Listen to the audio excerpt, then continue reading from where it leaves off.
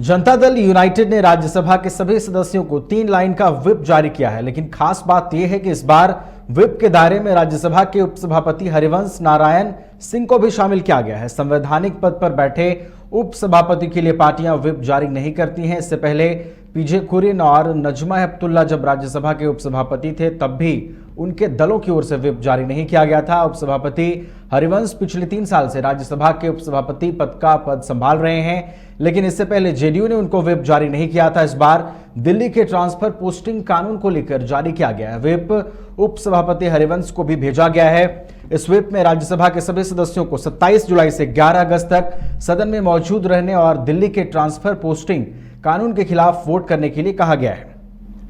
तो आपको बता दें कि इस बार व्हिप के दायरे में राज्यसभा के उपसभापति हरिवंश नारायण सिंह भी आ चुके हैं। इस पर हम और ज्यादा जानकारी के लिए सीधे रुख करेंगे हम अपने ब्यूरो चीफ एसके राजीव का। वो हमें विस्तार से बताएंगे कि आखिर क्या कुछ इसके मायने हैं। तो एसके राजीव, ये जो व्हिप जारी किया गया है उपसभापति हरिवंश नारायण सिंह को, हम तो ये समझ सकते हैं कि कहीं ना कहीं दिल्ली का जो अध्यादेश है उसका विरोध करने के लिए ये दबाव बनाने की कोशिश है, लेकिन और क्या कुछ मायने इसके समझे जाएं? मुझे क्लियर नहीं मिल पा रही है, लेकिन पा रहा हूं उसके मुताबिक आप सवाल यह पूछ रहे हैं कि हरिवंश को जिस तरीके से व्हिप जारी किया गया है जदयू की तरफ से। देखिए, दरअसल में आपको ये पता है कि हरिवंश जो है वो राज्यसभा के सांसद हैं और जदयू कोटे से वो सांसद हैं और अभी राज्यसभा में वो उपसभापति के पद पर है, यानी कि एक संवैधानिक पद को अभी फिलहाल वो पद पर बने हुए हैं। और ऐसी स्थिति में जदयू को यह लग रहा है कि संवैधानिक पद पर बने रहते हुए अगर वो जो अविश्वास प्रस्ताव जो विपक्ष या इंडिया रूपी जो विपक्ष है वो जो ला रही है, तो उसमें हरिवंश जो है वो उपस्थिति अपनी दर्ज करा पाएंगे या नहीं करा पाएंगे, इसी को देखते हुए, चूंकि कल जब विधिवत एक सांसदों की बैठक दिल्ली में बुलाई गई थी जदयू के सांसदों की, उसमें की राज्यसभा और लोकसभा के तमाम सांसद थे, उसमें हरिवंश जो है वो उपस्थित नहीं हुए थे।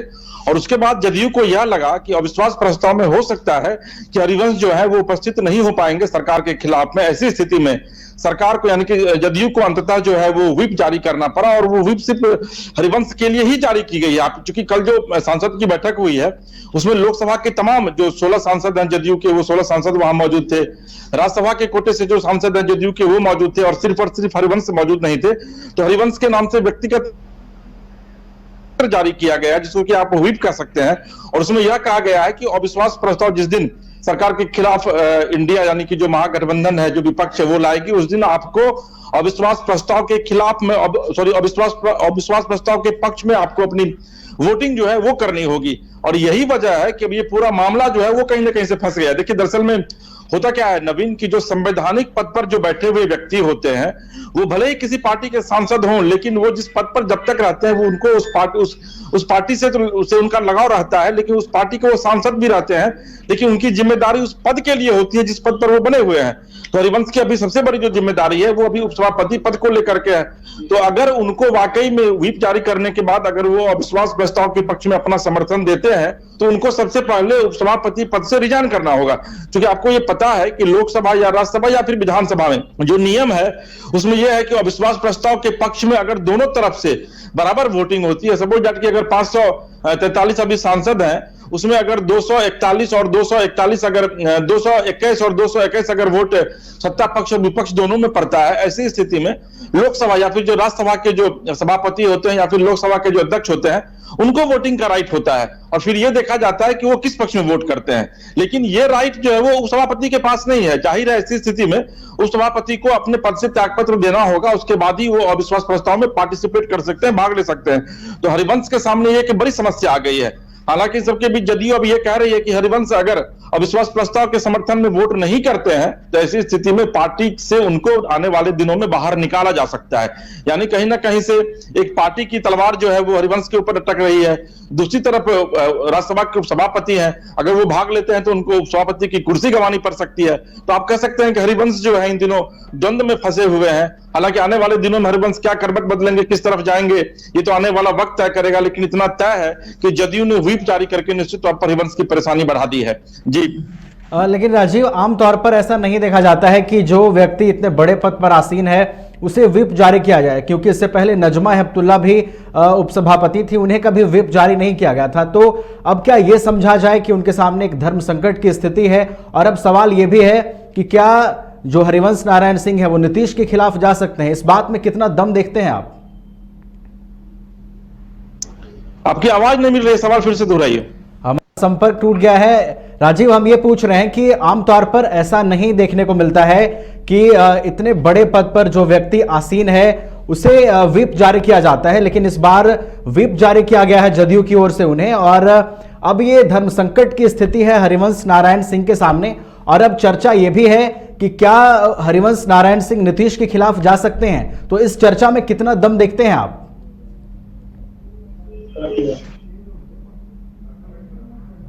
तो आपको बता दें कि जेडीयू ने राज्यसभा के सभी सदस्यों को व्हिप जारी किया गया है और इस बार व्हिप के दायरे में हरिवंश नारायण सिंह भी आ गए हैं। आपको बता दें कि आमतौर पर ऐसा नहीं देखने को मिलता है कि इतने बड़े पद पर आसीन व्यक्ति को व्हिप जारी किया जाता है, लेकिन इस बार व्हिप के दायरे में उपसभापति के जो पद पर आसीन है हरिवंश नारायण सिंह, वो भी आ चुके हैं।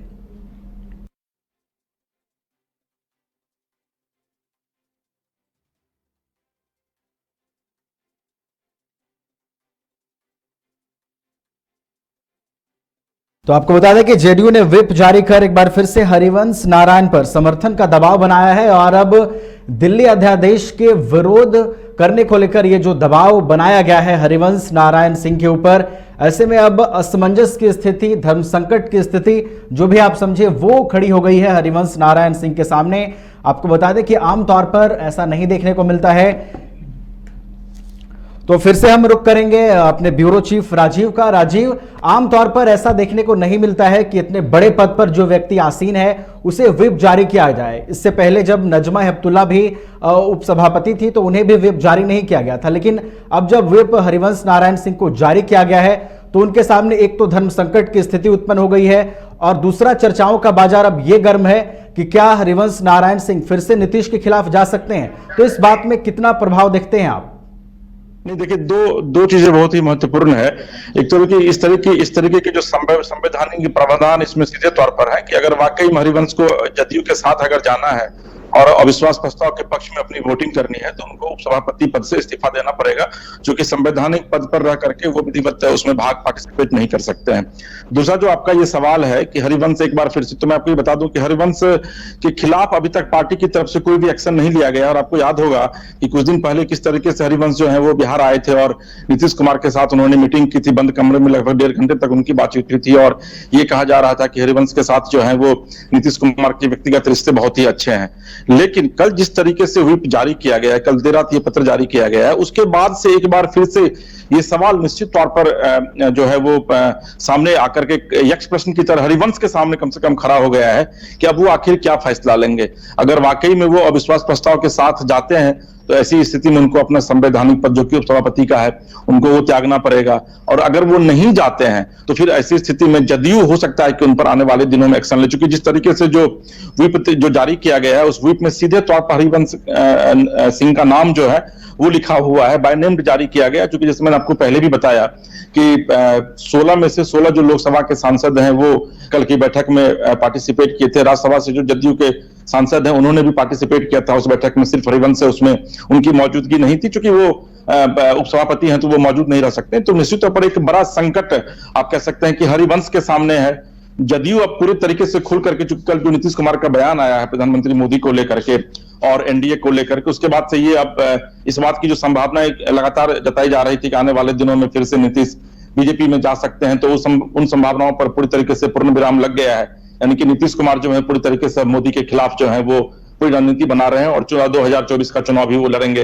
तो ऐसी स्थिति में अब हरिवंश का क्या निर्णय होगा ये तो हरिवंश ही बता सकते हैं, लेकिन इतना तय माना जा रहा है कि आने वाले दिनों में निश्चित तौर पर या तो हरिवंश फिर इस व्हिप का उल्लंघन करके उपसभापति के पद पर बने रहेंगे और बीजेपी के साथ आने वाले दिनों में जा सकते हैं, जिसकी भी संभावनाएं जताई जा रही है, इसके कयास लगाए जा रहे हैं। या नहीं तो फिर अगर वो उपसभापति का पद छोड़ते हैं तो ऐसी स्थिति में फिर वो अविश्वास प्रस्ताव के साथ जाएंगे। जी शुक्रिया।